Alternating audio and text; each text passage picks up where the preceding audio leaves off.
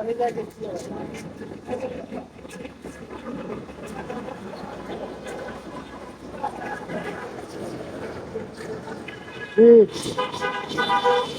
দাদি কি দিতাম? সাহায্য দিতাম। ও, তোমার ছেলে মেয়ে নেই? একটা পুত আছে প্রতিবন্ধী। দাদা কো?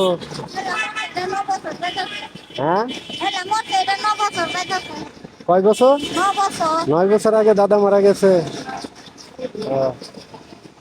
মানে সাহায্য তুল্লা খাও, কেউ নেই দেওয়ার মতন। হ্যাঁ, বুড়া হইলে আসলে প্যাডের দেয় কি করবো? কি দাও? কেউ খেয়ে দেয় না। সবার কাছে হাত পাতা আছে, ব্রিজের উপরে উঠছে না। তা আমি দিই আসলে, বুড়া মানুষ কেউ নেই গা। অনেকক্ষণ পরে দেখলাম। ধরো, খুশি আছো? হ্যাঁ হ্যাঁ, মাছ কিনবা? 100 টাকা দিতে আর মাছ হইতো না। তার ধরো আরো 50 টাকা দিলাম। কেমন খুশি আছো?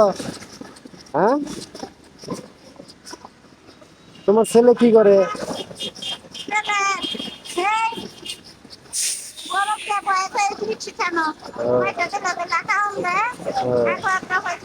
ছেলেরে কোন স্টেশন বয় ফেলছো?